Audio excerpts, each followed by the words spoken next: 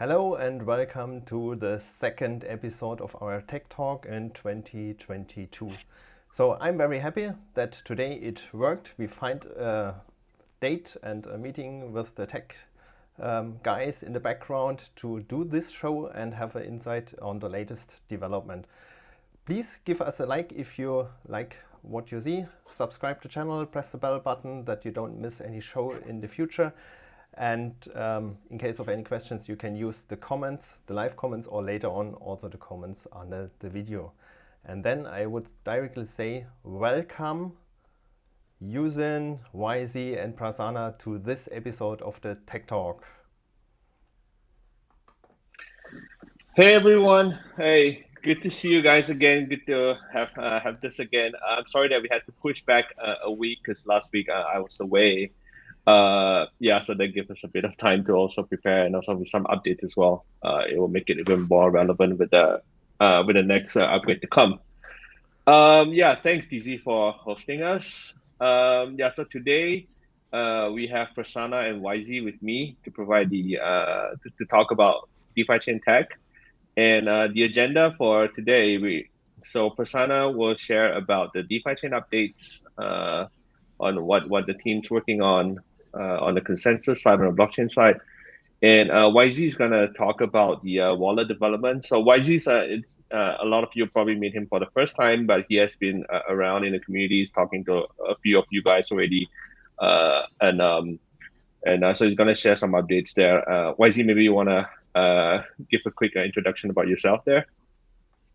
Yeah, hi everyone. Thanks for having me today. So like what U-zyn said, we probably have met online either Telegram or Reddit.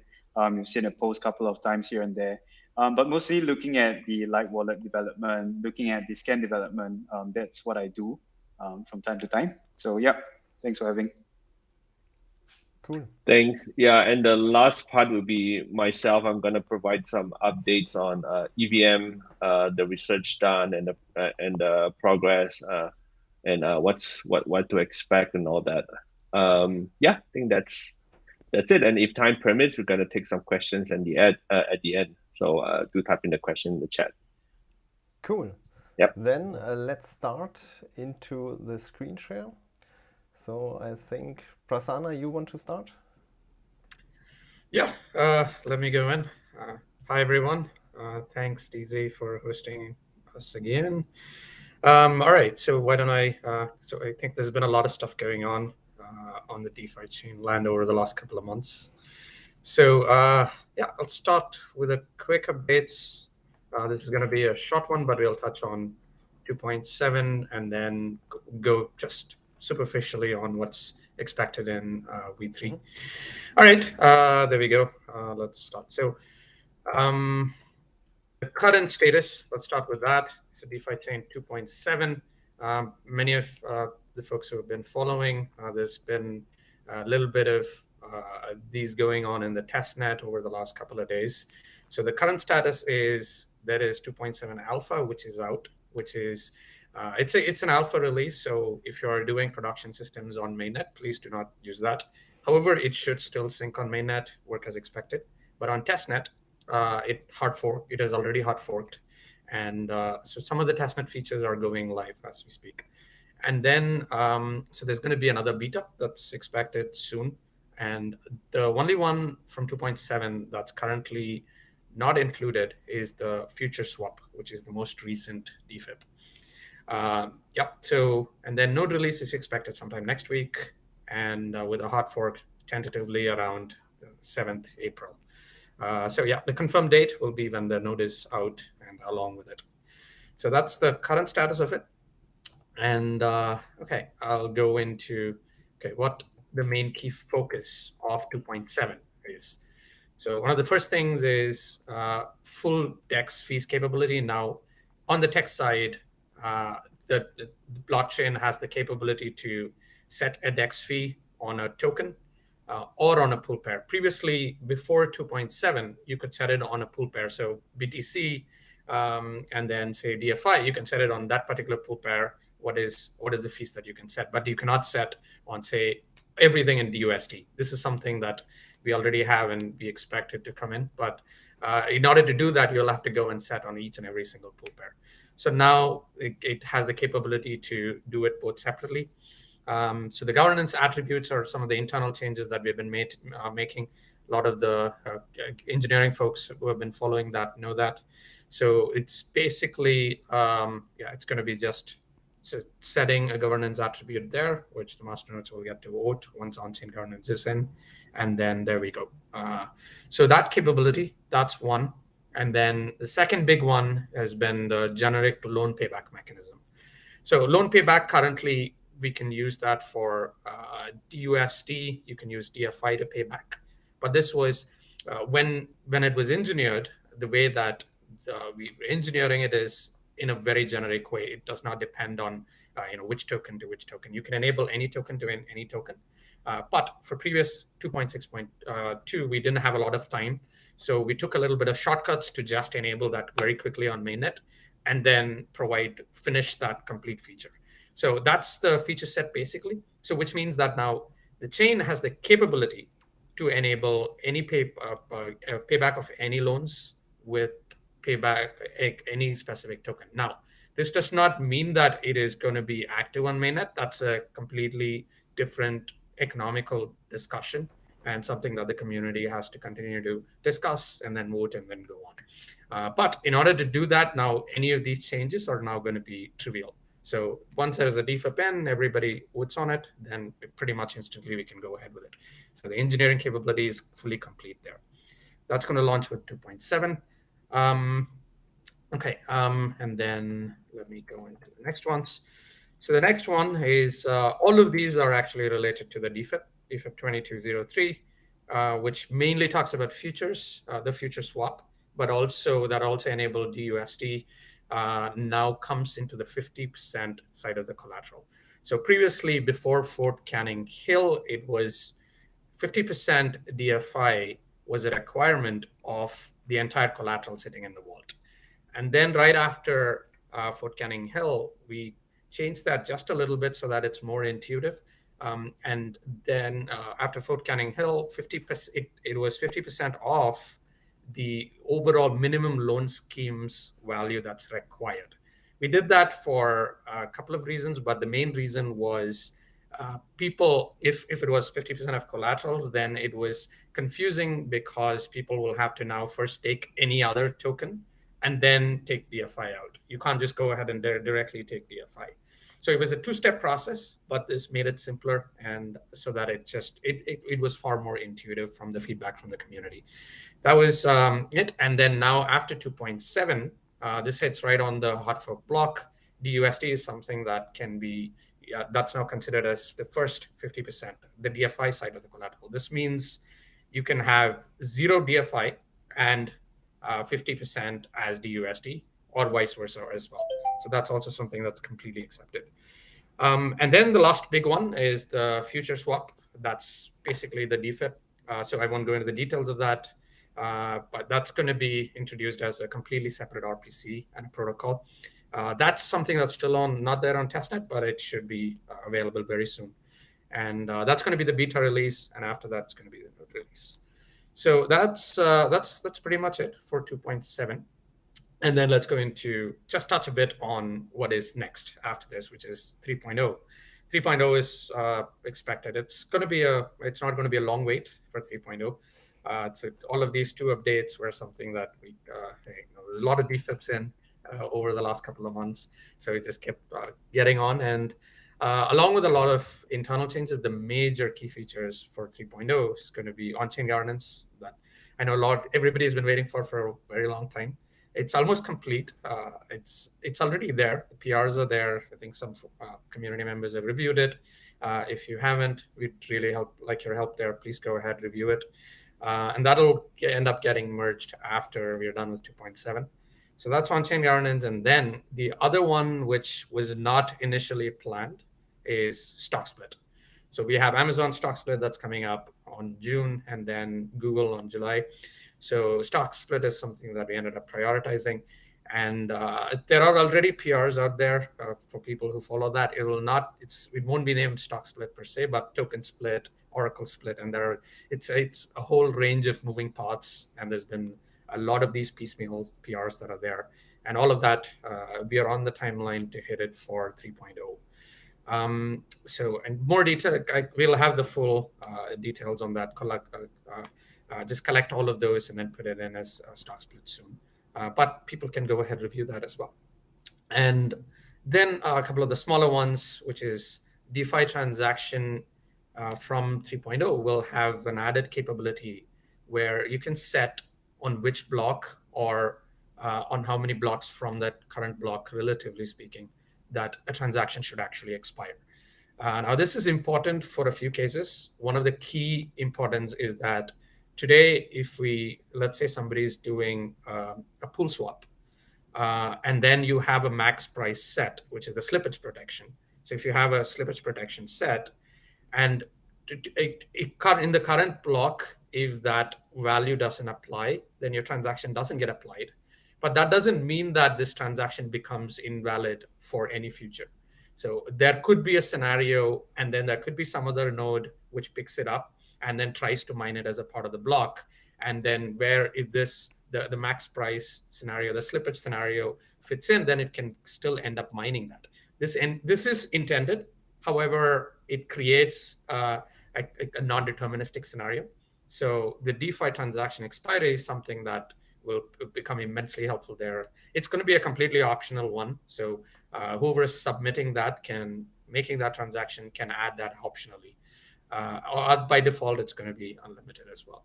It's going to start with unlimited for backward compatibility.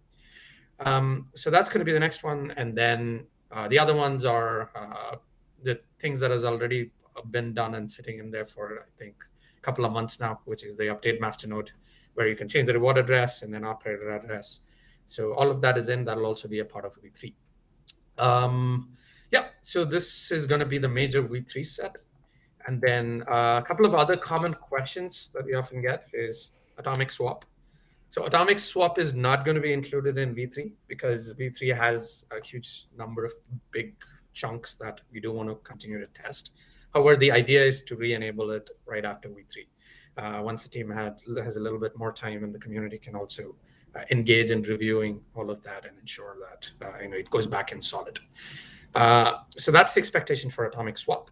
And then it's a very small one, but I want to mention is people who are testing the releases early, account change is a new log category, which is introduced as part of 2.7. Please use that if you want to test new releases, because it'll be very massively helpful for us and for you also to correlate if there's been any misbehavement in terms of account history in the node. It's primarily just to help to make sure new nodes are stable and the consensus are solid. We are working on larger aspects to this as a solution as well, but then today this is something you can compare the log set easily, diff between the two to ensure that they are the same. So it will generate a massive amount of logs, so don't use it if you're not a developer or if you're not testing it. Otherwise, you'll probably end up with, I think it's very likely you'll end up pretty much most of the disks. So in a couple of days, it's going to be more than tens or hundreds of gigabytes. So that's one. And then, finally, thank you to the community. There's been a lot of engagement this time. It was very, very nice to see that. Really appreciate it. All the devs appreciate it as well. So but a quick shout out to Kyugi and Shizog. Sorry if I'm messing up the pronunciation, but there's been PRs, and then there's also been active reviews by the community members. So thank you. Please keep that coming. And that should be it. That should be the updates from my side. Thanks, DZ. Cool. A lot of things happening. You directly answered the question regarding atomic swap. It was from Mario Schneidenbach, but you directly answered it. So it will take some time. We first concentrate on our DFIP with the futures and also with 50% DUSD as collateral. Then with version 3, we will have the on-chain governance and stock split. I think that was also a question in the community, how we will handle the stock split. So it will be addressed. We will have a solution. Don't panic is the term. Cool. Yeah. Even if there is an emergency, I think we're almost ready. So I think things are going to plan. I think we can say that now. So yeah. Cool. And we always did have a fallback as well, right? So, yeah. But I don't think we will ever have to utilize the fallback, which is a good thing. But fingers crossed, right? Yeah. So, yeah. Okay, then I saw no other questions. We directly jump into the second topic, YC. Do you want to share the insights into the Lightwallet? So I understood you will show us the results of the survey. A lot of people made in the community, and I'm looking forward. What is the result? Cool. Sure. Right. Yeah. So I think exactly this was something that we did with the community during the start of 2022, and yeah, a lot of people have been asking like, so what's going on? How did that go?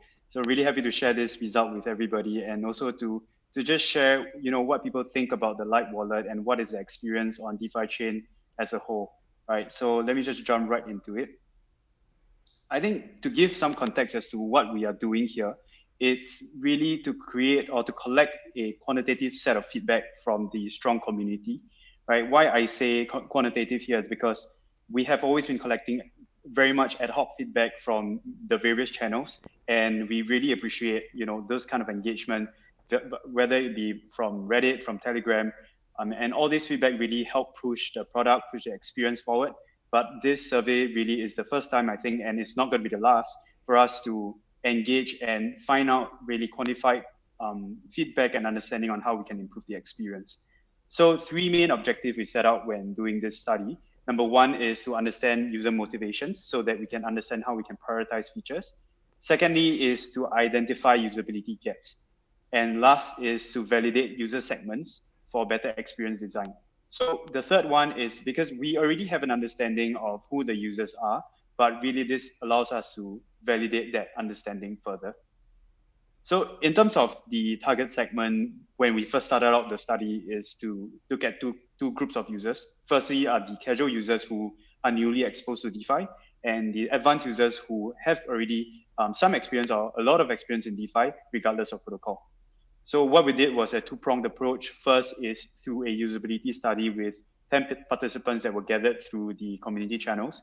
And this was almost an in-depth kind of interview with that took about like 1 hour, more than 1 hour per participant. So that was very insightful in understanding how exactly they use the platform and what are the pain points and what are the things that really motivated them to continue using it. So the second part is the key of the presentation today, which is survey, right? This was done with gathering 202 qualified respondents from, again, all the DeFiChain socials. And this was done across about a two-week period from 8th to 20th of February. So we also recognize in this study that there are some limitations. Firstly is that we have a smaller pool of respondents, but I think this is quite an intended outcome because all the Lightwallet users are anonymous. So there's no way we, can actively reach out to all the users. But so in this sense, it actually is a good thing because all these users are volunteers volunteered themselves for this study to provide this feedback. So the first section I'll be talking about is the user segments of DeFiChain Lightwallet, right? So that we can contextualize and understand who we are thinking about and who are using the wallet from day to day. Right. Quite interestingly, it's split into 3 segments, quite evenly spread. We have the fresh users, the intermediate users, and the seasoned users. Right, with the intermediate users taking the bulk of the portion, which is about 38.5%. We see 3 main different attributes that set the 3 segments apart. Firstly is the amount of DeFi experience. So of course, we see that fresh users have 0 to 6 months of usage experience in DeFi. And then as the segment grows, then the amount of experience grows as well. Then with the portfolio exposure, which is the second attribute, fresh users have significantly less exposure to crypto. And then again, as the cohort grows, then they have more exposure to crypto. And interestingly, also that the lesser exposure they have to crypto in their portfolio, the lesser DFI they have in the overall crypto portfolio as well. So this is an interesting trend that we saw. And lastly, in terms of risk appetite, which I think is not a surprise as well, for the fresh users, they have the least aggressive sort of like risk appetite. Then the seasoned users have the most aggressive one, which is at about 3.83 out of 5 rating. And this is a rating based on out of 5 that each respondent gave themselves. So now I'll just go into like the general adoption of the Lightwallet. And I just like to thank all of you for supporting the Lightwallet, because we have had 32,000 wallet downloads since the launch, which was in August 2021. And we see that the Lightwallet is dominated by early adopters, right? The graph on the left tells you across time where the bulk of the users come from. And 27.2%, which is the most of them, came from when the wallet was launched. And then when we slice this up into the different segments that was touched on earlier, on the right, you see that I think quite unsurprisingly, seasoned users are the one who adopted the wallet the earliest. But as we see towards 2021, the tail end of 2021 and start of 2022, we do see an uptick of fresh users coming in, which is a very good sign actually, because that means that we are reaching out to people who are fresher, have less experience in DeFi, but are seeing a keen understanding or keen interest in DeFi chain.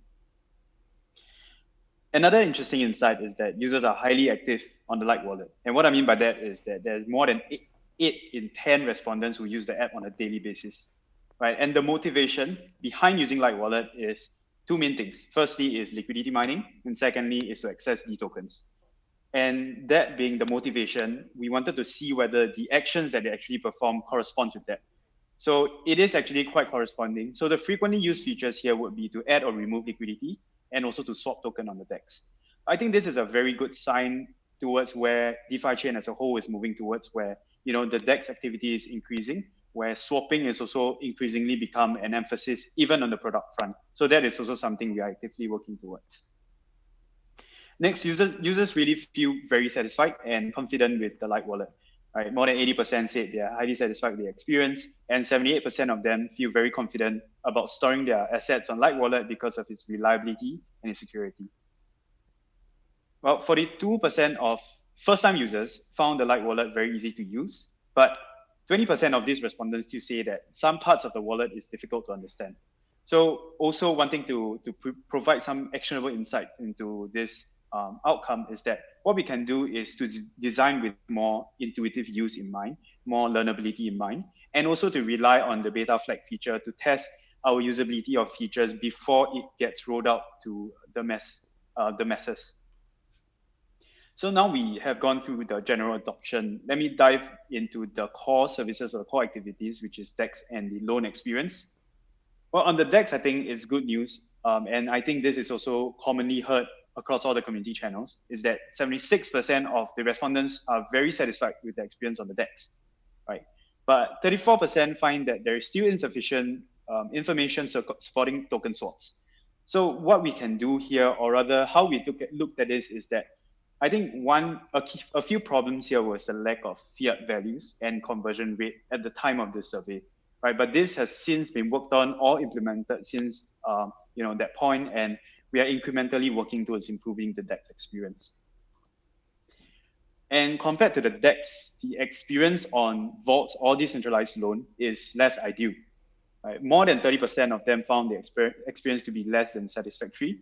And interestingly, I guess fresh users were also the key segment driving this sentiment that it's not as satisfactory as they wish to be. So with the fresh users in mind, we wanted to think about how we can design a better experience for fresh users.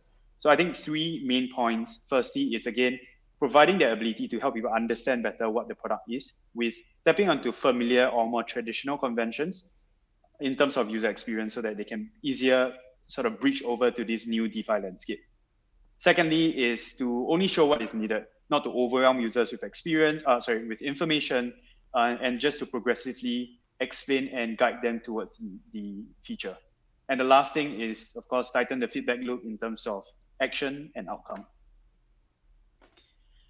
Well, although we see that previously the experience of Vault is less than ideal, but interestingly, 72% still finds the action of setting up a Vault to be easy. So then we ask ourselves, what is the question or what is the issue then, right? Apparently, it is with managing collateral, preventing liquidation and auctions. So close to 40% find the experience of collateral and loan management to be less than ideal. And I think this, based on the qualitative feedback that was gathered, is that, because there's a lack of in-app notification, there's a lack of automated sort of like topping up of my vault, for example. But I guess at this point also wanted to highlight that there are a lot of these features that have been asked pertains more towards a centralized environment rather than a decentralized environment. So, which is why I think what is cool here is if we look outward slightly to the community services that have been built, for example, DeFiChain Dobby, it helps us manage this vault a lot better. And I think also have seen this from the community chats that, ever since DeFiChain Dobby was released, then people could sleep better because now they know that their vaults are safe. So I think this is one way we can look at how we can move forward with the experience. And most users find the experience in auctions to be unsatisfactory. And I guess at this point, I also just like to point out that we are aware of this issue. And in terms of design improvements, we have made some incremental improvements on the auctions tab, which many of you have seen. And also one of the issue is with the inaccurate USD value that is not reflecting the economics of the auction bid. Right? We have actually fixed this by replacing the USD value from Oracle to DEX price, so that you can better have a more accurate representation of what you are paying for and what you're getting. So of course, then there's another portion, which is the D token premium, which is fundamentally causing the auctions to be not as sound as we like them to be. And this is hopefully a problem that the upcoming DeFi can solve. So last thing, I guess I would just close with the general feedback, qualitative and quantitative, that was covered or was shared during this study. On the wallet operation, generally speaking, we see a few common feedback, which is, for example, currency selection for portfolio value, sorting and filtering. And this feedback, we have all taken them in. And even before the sort of this tech talk, this presentation of results, we have already started working on them incrementally. And we have, if you have noticed, we have released them in the past versions. One for example, the for example, when it comes to a better representation of total asset value, right? It is something that the recent portfolio screen improvement has been able to solve. And we are hoping to push out more features that have been mentioned during this study as well. And one last thing, I guess many of the community members have been asking us is the address labeling and address book. So I also like to share that this is something that is coming soon, and the address book will come after this. So on the DEX, I think the feedback is pretty consistent, which is that can we have better understanding of the conversion rate?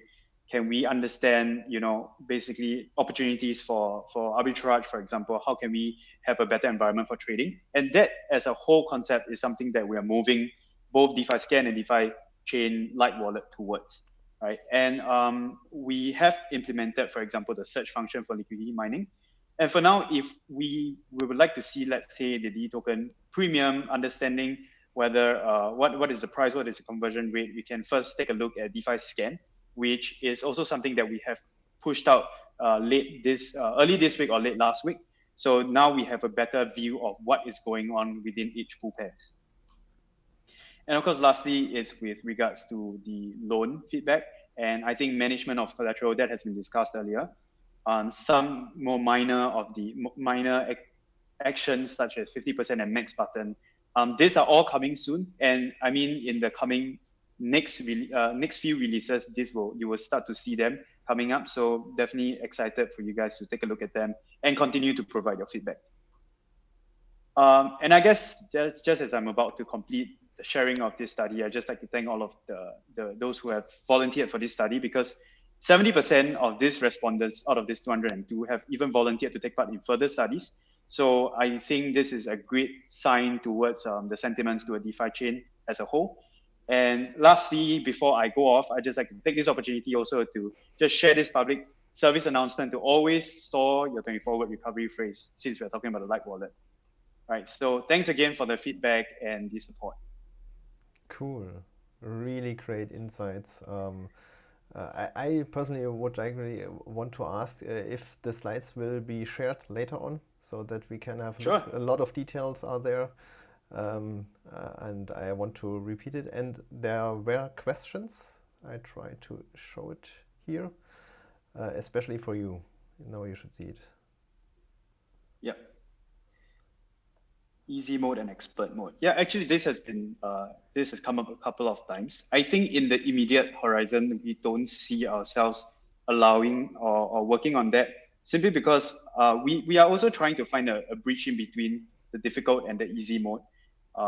And the point about the Lightwallet is to have a very lightweight usage of DeFi chain as a whole.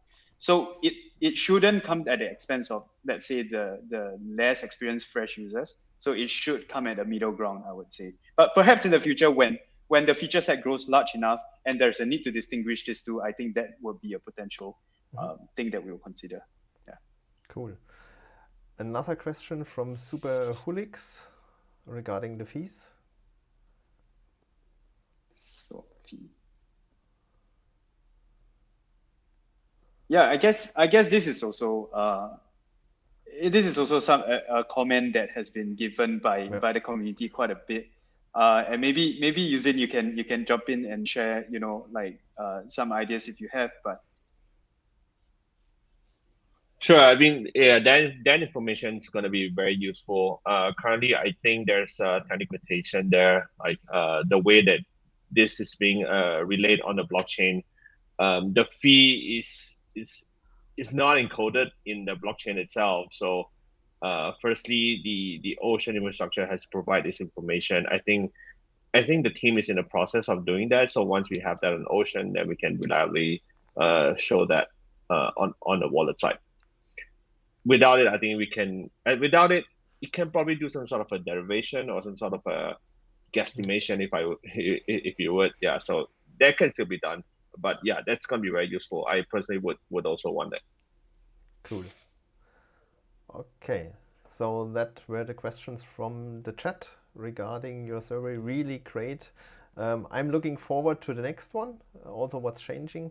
I saw the peak in new users in December, I think it was. Maybe it was the Brave campaign of the Accelerator team, where a lot of people clicked on the landing page and then maybe downloaded the wallet. So we will have new Brave campaigns, and maybe we directly see in the graph.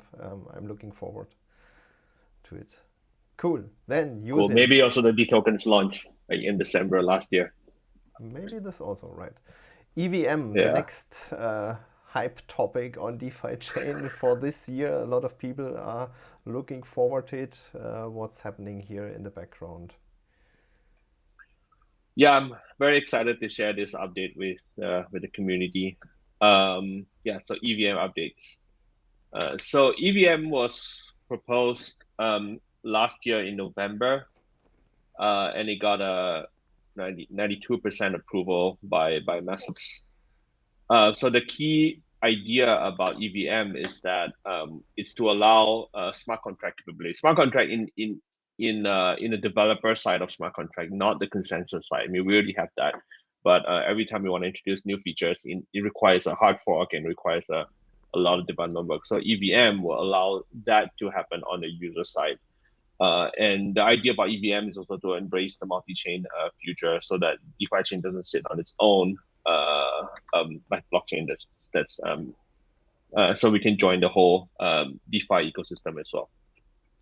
So EVM on DeFi chain, I think it provides a very new dimension on what we think about DeFi chain. So we've always think about DeFi chain as native DeFi.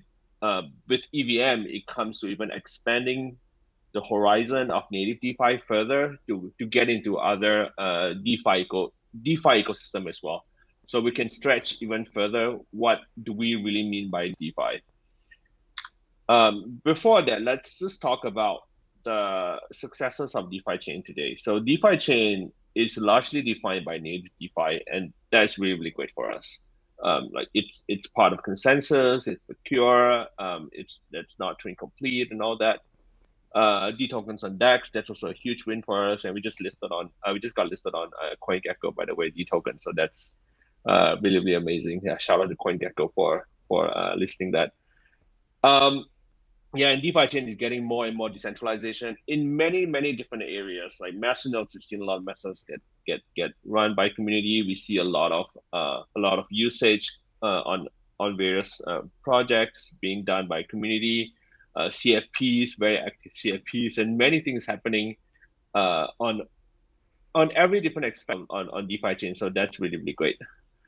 We have really strong DeFi community, very high TVL, close to 2 billion USD in TVL, and very high yield from DeFi services. That's attracting a lot of users, a lot of people into DeFiChain, and very, very active community, including developers as well. So what we call developers today are largely developers that are building services around DeFiChain. So because the lack of Turing complete layer on DeFiChain, there's I would say very limited things that you can build on it, and that's by design. Like it's not like it's a weak point or anything. It's by design that it's not Turing complete. So if you want to integrate with DeFiChain, you're gonna have to build it outside of chain, just like how you would do integrate with Bitcoin, for example. But as we see with the whole blockchain ecosystem and the whole DeFi ecosystem, developers is very, very key to a success of a blockchain, to the adoption of a blockchain. Like how Ethereum got so big, or how EVM blockchain got so big, is because there's a very wide community of developers. They build projects, they build things, they build even meme stuff, and even just stuff that are fat, just build like for fun.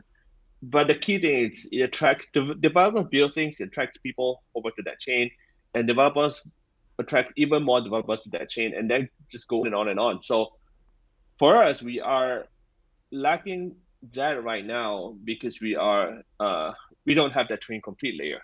So with EVM, we hope that we can start to attract more developers to build directly on chain and allow people to build like NFTs. We even have very active NFT community right now today, but the fact that these NFTs are not on DeFiChain actually shows why, because we don't have that community on DeFiChain today. With EVM, all this possible. NFT, DAO, ICOs, metaverse, memes, anything they can think of. There's a lot of comments. Sorry about the chief. I gotta move away from that. Sorry about that. Okay.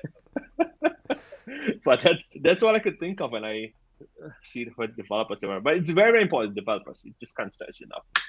So yeah, DeFiChain, we still have a long way to go. And I also want to point out a few key challenges that we have on DeFi today. So if any of you have reached out to exchanges and talked to them, one of the key feedback that we have is the exchanges having difficulty listing DeFi because DeFi, it's not a token on any other blockchains. If you want to list DeFi, you have to do the full integration. You have to run a node, and also the fact that we do a lot of upgrades, and that also add a lot of challenges to exchanges listing DeFi, because it's a very, very high maintenance blockchain to run. And you can see the trend as well. Like exchanges are more open to listing tokens listing coins that are tokens on other major blockchains, because there's no maintenance needed, especially ERC20, BEP20, and all this. If you go to an exchanges to list them, they will happily list you very, very easily. And for us as well, like DeFiChain, we have DEX and we have D tokens, very highly active. But if you look into the whole ecosystem, I mean, DeFiChain, just to put it blunt here, like we are somewhat isolated from the rest of the DeFi ecosystem, because there's no direct way of connecting with the rest of the DeFi ecosystem. There's no fluid way of connecting that. And I know Dr. Daniel Kagara is working on that. I really hope that the bridge is up and coming soon. So that will also help to bridge a lot of that gap to get us liquidity into other DeFi ecosystems. So that will also solve a lot of this problem that I'm highlighting here. And with the DeFi innovation, we have native DeFi, but not only are developers are unable to build on it, we are not able to also latch on the latest trends and emergences, like a lot of meme coins and all that.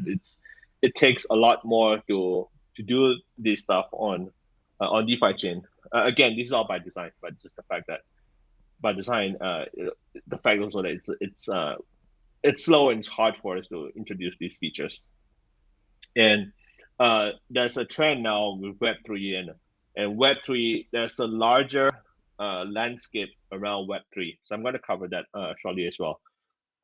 So DeFiChain ideally should also be able to get onto these Web3 landscape as well. You just reveal my age. Okay, that comment. All right.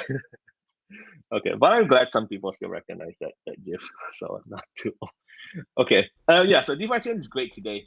Thanks to all of you. Thanks for the community. Thanks for a lot of tools that's being built. DZ has a really great tool as well that I use every day to kind of get a gauge on how DeFiChain is doing and how communities are using DeFiChain and all that. So that's great. How can we make it better with EVM? Right. It's so this is the proposal. So DeFi meta chain. So introducing DeFi meta chain. So the thing is, the keyword is we're trying to bring true discoverability to DeFi. I mean, there's a lot of keywords here. I'm gonna try to explain why this is and why this name. Yeah, meta. It's like Facebook, but no, it's not about that meta. It's about meta. If you look in the definition of meta, that's what we're trying to achieve. So why meta? So to answer that question, let's take a look at the DeFi landscape today. This is part of the quote from I believe a CoinDesk article that if you have a DeFi blockchain that cross-chain compatibility with Ethereum network is almost a necessary component today. Like if you don't have that, you become an island, and you can still grow, but you are lacking of the. I mean, you can grow, but it's at a slower pace than the rest of the ecosystem. A great example you can see is like a lot of these blockchains, for example, like Terra, like Avalanche, and a lot of these blockchains. Once they start doing EVM, they start to latch into the larger ecosystem. The growth that they had was huge. So that's why we also want to get into that space as well. I saw that question, Mantayana. I think we'll cover that shortly. So yeah, current DeFi landscape that we have. So there's a lot of layer ones.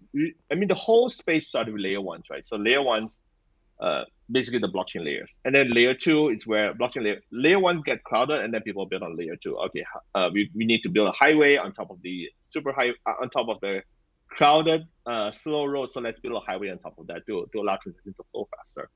And then there are projects that see, okay, we have so many layer ones. How about we build bridges that connect all these layer ones together? So layer zeros, they call it layer zeros, like Polkadot, Cosmos, and all these. So where do we sit amongst this landscape with DeFi meta chain?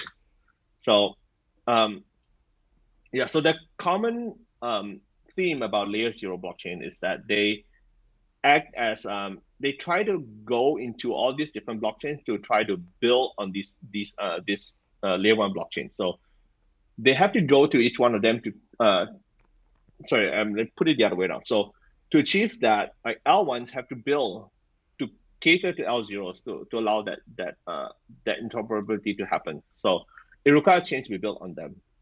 Can we do better than that? So do we have to get all these chains to build on us so that we can interoperate with them, or is there a way for us to be a little bit more nimble or more flexible and more interoperable in a way that we can just work alongside them without them having to integrate with us, or without the blockchains having to support us? So how can we achieve interoperability while creating synergy with these a lot of great protocols out there, Ethereum and all that included? So instead of relying on chains to build on DeFiChain, how about we go out there and try to integrate ourselves with them? So the way that we think DeFi meta chain would be great is that we build a system that allows us to latch into any existing blockchain without significant engineering effort. That's the keyword here. The approach that a lot of layer zeros has done so far is that there's a change in consensus to integrate with every single blockchain that they work with. So DeFi meta chain, there's no need for that. Without significant engineering effort are the keywords here. I'm going to explain shortly why this is very, very key and why we think that DeFi meta chain will work in a huge manner. So DeFi meta chain acts in a way like a pathfinder to allow.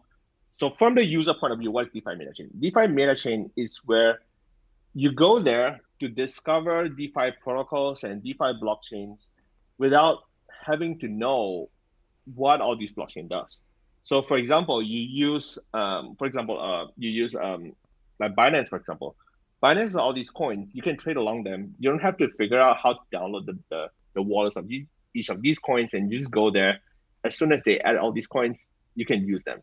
So that's the idea of DeFi meta chain. You get into DeFi meta chain, you see all these DeFi services that in the whole DeFi ecosystem, even outside of DeFi chain, you can just use the swap functions of Ethereum. You can get into Metaverse. You can do anything you want without having to download each one of the node out there.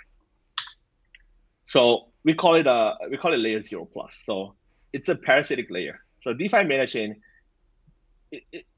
it's parasitic in a way. It allows DeFi meta chain to latch into any blockchain easily without any engineering effort, without any partnerships required, without any permissions required. That's all about what internet is all about. You want to do things, you don't have to ask permission. That's how blockchain got so big, because it builds on the same idea of internet. You can build anything you want without having to ask permission. So for us, we can latch into any of these blockchains without having to talk about partnerships with them, without having to ask them to integrate with us. We can latch very, very easily to them. Oh, and you just showed your age, Trillium. I know what that is. I wonder how many people in the chat knows what Trillium is. That's a very, very old thing. Okay. So what does it mean for us as a community? DeFi meta chain will allow us to capture emergencies in near real time. So if there's a meme coin that happens somewhere on, let's say, Solana, and we have already latched onto Solana, we can have that also on DeFi chain. We can have a DEX that support that. We can do liquidity mining or whatever, and then people can write all these dApps and decentralized apps on DeFi chain to work with all these different coins easily, and we can latch on this in near real time. And this, we have seen from the last 1 year, there's so many things happen on the whole DeFi landscape. There's a lot of things that come and gone so fast. With DeFi meta chain, we hope that we can actually get into that. Discoverability of other DeFi protocols becomes priority. So for that, when a user gets into DeFi meta chain, the key thing that they look out for, it's not about just using DFI to get into, let's say, like DEX or anything like that. It's about DFI as the cross-chain currency, if I may, for the user to discover other DeFi services out there in the wider landscape. So it's about creating a marketplace. It's about creating like a play store of DeFi projects, of DeFi protocols out there. So it's going to take a very user-centric approach to DeFi meta chain. So yeah, we have strong engineering on the consensus part. On DeFi meta chain, it's a lot about the user-centered approach. So it's about getting user what they are looking out for. So if someone that wants to get to know about DeFi, hopefully they will download DeFi meta chain. It's not a wallet anymore. It's like a discovery app. You go there, you can see. Okay, you click on for example, like a swap tab. You can see all the different swap services out there across different chains. Click on Metaverse, you can see all the Metaverse services out there. So it's for you to discover all the different protocols out there in a very easy manner. So DeFi will become like a currency to get user into all these different services without having to download each one of the blockchain, without having to download each one of the wallets and start to figure out how to deal with all these things. So what are the key features of DeFi meta chain? So those are the great like the outcome that we hope to achieve. So if we go a little bit lower level on what this means on the feature side. So meta in DeFi mainnet chain means that it's about creating discoverability of DeFi. So it's a marketplace for DeFi, and not only for DeFi chain, but for the entire DeFi ecosystem. We're going to do it. I mean, it's going to be done in a Web3 style. So anyone can suggest DeFi services to be added. You can, it's going to require DeFi staking. So that's an added utility of DeFi. So if someone suggests, let's say, to add Uniswap of Ethereum onto DeFi mainnet chain, you're going to submit a pull request, or I don't know if it's pull request or it's just an on-chain push. So for that, it's still it's a work in progress. We don't really know yet. But the idea is that we allows anyone to suggest a service, and masternodes will then vote to either accept that or not accept that. So as we get more and more popular, you can see that it becomes like a discovery app that a lot of, let's say, a new service would want to get into DeFi mainnet chain because it adds like a directory into DeFi. So the prices to be added on DeFi mainnet chain will naturally go up as we get more and more popular. So there will be like premium slots to get into, like the features locations and all that. So all of these will be decided by DeFi chain community. So that will add a lot of use case to DeFi. And DeFi mainnet chain becomes a directory of DeFi. So it's like a one-stop discovery tool for all things DeFi. So it not only adds discovery, it also adds all this cross-chain swaps as well. Like you can have all this functionality, all this connection across one app. You can do all these things on one app. Yeah, and one of the key differentiating factors of DeFi chain is automation. So for those of you who comes from smart contract development, if you write smart contracts on EVM space, that's one thing that you will figure out if you also understand how DeFi chain works, you're gonna see one thing that's lacking on the EVM space is that it's lacking of automation. So if you write a liquidity mining smart contract, for example, or DEX smart contract or anything, you have to, for example, loan, for example, you have to put in another transaction to kind of liquidate a loan. So the way that loan works on EVM smart contracts is that it creates incentive for someone else to liquidate someone else's loan because there's no automation possibility on EVM blockchains. So DeFi chain will bring along this idea about automation that we enjoy, that we take for granted on DeFi chain side, over to our EVM side as well. I mean, we can't do it on them, even though we're gonna latch into them, but we can't do it on the other side. So the DeFi mainnet chain itself is the EVM blockchain that has EVM capability plus automation. So we're gonna have all of this that someone that writes smart contract on DeFi mainnet chain can also pays a prepaid gas for automation. So this allow a lot of creative things to be done that hasn't been done before on EVM. I think that hasn't been seen before on other blockchains. This is going to be quite interesting, and looking forward to see what can be built there. Yeah, that adds another utility on DeFi. So it's like a gas prepayment for automation that could happen in the future. So it could even be a, let's say, a shared wallet that if you use a service, it would just contribute a little bit of gas over there to just continue to add more and more automation on its own while the service is being used, so that gas wallet doesn't deplete. So anyone can write that. Anyone that builds smart contracts on DeFi chain can add that, and that's going to be quite interesting. Yeah, decentralized Play Store. So yeah, on top of the utility of DeFi today and the automation gas, so DeFi can also be used as a reputation token or a fee to suggest DeFi service to be added to DeFi mainnet chain. So once you latch onto Ethereum, once you latch onto Solana, and there's new services out there, the user, anyone can stake some DeFi to suggest these services to be added onto DeFi mainnet chain. And then DMC becomes like a Play Store for Web3 and DeFi. So there will be verticals of services that can be added, like DEX, metaverse, in let's say loans and various other services out there. We can add services as we go, and we can also add horizontal. So we're gonna go into different blockchains, latch into them, and allows all these different services to be added by community. So anyone can add all these services.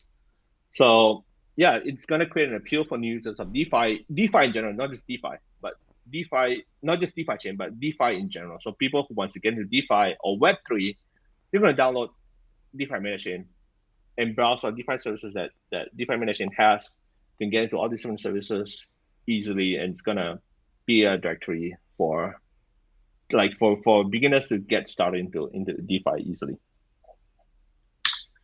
Yeah, smart contracts for all. That's going to be a key thing. So developers, creativity, plus the automation gas, and native DeFiChain doesn't go away. By the way, with this, native DeFiChain doesn't go away. We still have native DeFiChain. And with that, there's a lot of things that can be built by the community. And we've seen a lot of people want to build things on DeFiChain already, but there's the lacking of that layer. It's creating that limit on how much you can build. So with this, there's a lot of things that you can build. Like, for example, there's a project that maximizes your vault right up to like 1%. That has to be done outside of chain because you can't build on chain. But with this and with the automation gas, there's a possibility that it can be done on chain directly without having to have, let's say, a third party server that does the top up for you. And with that, it can be done trustless, so you don't have to even give up your private keys to a centralized server to do that for you. Yeah, moving on the engineering side, so some updates there. DeFi MetaChain, it's not a new blockchain. It's built on top of the existing blockchain today, which we just gonna call it native DeFiChain, just to be very, very clear on the separation between these two when I refer to these features. So it allows the stability of native chain while gaining flexibility of the new meta chain that allows cross-chain capability. So what this means for DeFi as a token or as a coin. So it's the same coin, it's the same token. So there's no new token being introduced with DMC. Every masternode will have full visibility on both, and there's no need for a new emission model. Everything will be the same. DEXs will run on native side. Tokens will emit on native side, but that token can be swapped onto DMC, and that will be ERC20 like. It cannot be ERC20 because we're not Ethereum, but it has the same standard. So that DFI will also exist as an ERC20 like form on DMC, and that allows anyone to write smart contracts that deal with DFI directly, and with the bridge you can go into you can go into any other chains easily, and you can write a lot of things easily, and with the automation as well. So yeah, all tokens are equivalent and interchangeable. So yeah, that's gonna be very, very cool.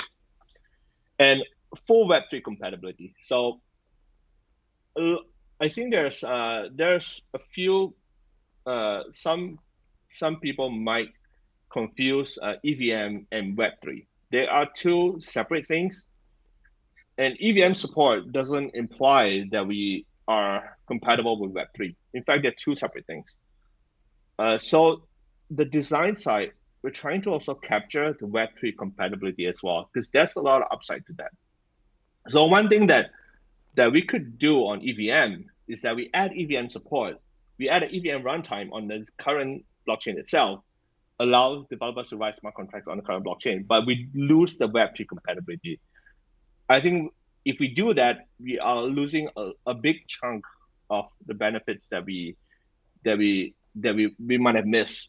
So ideally, we want to have a Web3 compatibility. So the way that we do it is that we try to retain compatibility with two chains like MetaMask and dApps and all that. So the goal is it needs to be Web3 compliant. So when this is done, when this is out, when the first block is mined, there's a lot of tools that's already widely available. So we don't have to build like Lightwallet to support the DMC. We don't have to build like apps to support DMC. We already have all these apps available out there already. So it's about EVM plus Web3. So we want to make sure that we capture that on with this approach. And so how do we latch onto blockchain so easily? So a lot of layer zero blockchain takes a very low level consensus approach to integrate with blockchains. So the team led by Fusing has done a lot of study and a lot of research on this area. So the idea is that you take what's already proven out there, like proven infrastructure methodology, containerization, like Docker containerization. So you can include the nodes of other blockchain easily by using a containerized technology. So you don't have to modify the consensus of other blockchain or even the host blockchain to support that, because all you have to do is just create a virtual environment that has these multiple blockchains and they can communicate using like RPCs, for example, and they can really run that in a secure manner using container technology. So there's minimal modifications needed on target chain and also on the host chain, which means DMC. And DMC itself being EVM, there's a lot of transactions that can be done on the DMC side. They can be relayed on the target chain if they're EVM compatible. Even if they're not, by using containerization, we can integrate with new blockchains that are even not EVM compatible, because all we have to do is just put in the container, put in the same virtual environment, and they can communicate. You just have to write protocols to support the communication between DMC and the target chain. So it allows us to be very future-proof. So who makes decisions on what blockchain to integrate with? So the decision, it has to be as decentralized as possible. So I think the two parts to the decision. So one is Mastodon governance. We always want to tap on Mastodon to make decisions on new features and on new changes. And there's also another part on the code consensus, changes on the consensus. So we want to also establish a technical consensus committee. I think we're at this stage where we're decentralized enough. There's a lot of team members, a lot of community members have shown a lot of interest to also. I mean, not just only show interest, but a lot of you guys have really contributed to the blockchain as well, to the code as well.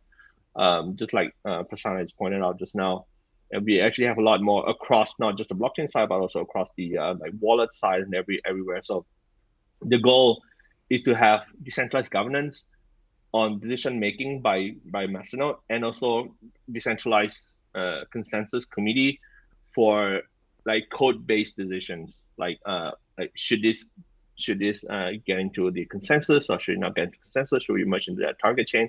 I mean, for things that can be done with Mastodon, obviously it should be done with Mastodon, but there are certain things that cannot be quantified or worded in a way that it's votable by Mastodon. So for that, there will be a technical consensus committee that does that. So I mean, that is still being planned. The idea is that with this committee, there should be, let's say, annual like election to elect core maintainers to run the committee, and they will then make decisions on how to move forward on certain things. So the goal, as we've seen for DeFi chains, is always to move more and more decentralized as much as possible as we go. Yeah, so timeline. I think a lot of you are waiting for this. Yeah, research is complete. The DFIP was submitted in November. Team has done a lot of research despite a lot of distractions on like a lot of upgrades that has to be done because of economic reasons on like D tokens and all that. But the research is complete. There's a lot of it's not just like research on paper, but there's also like actual experiment that are being done. So there's a clear path to implementation now that the team has, and it's targeting around Q3 for the mainnet rollout for DMC. And with full Web2 compatibility, we don't have to wait for like tools to be built, because you can use MetaMask with it. You can use a lot of things that we support Web3 with DMC. So with this, I think it's gonna create a lot of interoperability with DeFiChain and allows us to have that to tap into the wider DeFi ecosystem and to allow us to build a lot more things, a lot more possibilities with DeFiChain. So yeah, like for us, we don't compete, we synergize with the wider DeFi ecosystem. I think this really gels with the name of DeFiChain. Like we are not yet another blockchain. We are about connecting all the DeFi together, to build a wider community, to build a wider ecosystem. So a successful DeFi meta chain shows the success of DeFi and allows us to also tap into the wider DeFi ecosystem everywhere. So synergy beats competition. Yeah, DeFi meta chain, bringing true discovery of DeFi. So I hope this excites you guys. I'm sure there are a lot of questions being asked. This is the final slide. Any questions? Cool, really great. The main question is when, but you answered it. Planned for this year, the first steps, so everyone can look forward to an implementation. There was a nice comment I want to show regarding the parasitic layer. Maybe we should call it a jellyfish or jelly layer because of the tentacles catching up all the other layers. Interesting. Think about it. Maybe. Nice idea. We don't have a name for that. Yeah, maybe that's a good name. True. Cool. Maybe another question, but I can switch to our four persons slide. Regarding the EVM layer, I think there's still a misunderstanding of is it now Turing complete or not if we put on the EVM. So there's two layers to it. So the native layer will continue to be not Turing complete, and if you swap your token, it's not a swap. It's the same chain, but it's both layers. So if you use the ERC20 layer of DFI, then it's Turing complete. So you can build things that interact with the ERC20 token on the EVM side. Mm-hmm. Yeah, and the liquidity mining, all that will still happen on the native side. So the EVM side will largely allow developers or community to build on top of it. Cool. So another question. I don't see. Do you see any question in the chat? So a lot of them are hyped. Christian Peters said, "This is awesome. Your presentation regarding the EVM layer, DeFi, meta chain, and so on. Yeah, it's amazing. It sounds like a dream, but I think you showed there is a way to get there." Yep. Hopefully that will bring us to mainstream. Tentacle layer. I don't even know how to read that. Siphon of 4, I guess. Okay. First time seeing that, but I think the people don't have a question, U-zyn. They need a coffee. I need a coffee too. Sounds like a good idea. We're looking to share. We're hoping to share more. So as the team work on the first repo, there's a lot of experiments being done right now. As it matures to be a repo, we're going to share that. We're going to tweet about that, and hopefully we'll get a lot of participation again from the community. We really appreciate all these comments and all these reviews that have been done by the community. That's a great thing that's starting to happen a lot this year. We can see that. Thanks. Cool. I think no question. Time is also over an hour. Your presentation was long, amazing, but a lot of content. I have to watch it after the show again. Too much information at once. I would say we let it if there's no other question. Maybe basic question. We'll share the slides. Thanks everyone. We'll share the slides. Yep. Okay. Yeah. Masternodes writes the blog. They are doing the consensus. The desktop wallet has the full blockchain stored locally, and the Lightwallet is talking to a system in the background with full nodes. Cool. Yeah. Then I would say thanks for joining. Incredible tech talk. Really, I'm wordless. Thanks for joining. giving us the insight. I'm looking forward to the next one, planned in 6 weeks roundabout. Then we maybe have new information about what's happening in the background. Thanks YZ for showing us the Lightwallet, so very also really great. I need the document to have a look on the details. See you soon. Everyone out there, thanks for joining. There were over 100 persons live still in the middle of the day in Germany. So really great, and I think a lot of more will watch it if they hear about DeFi meta chain. Pretty sure. Cool. Then see you soon. Thanks and bye. Thank you. Thanks everyone. Thanks Bye-bye. everyone.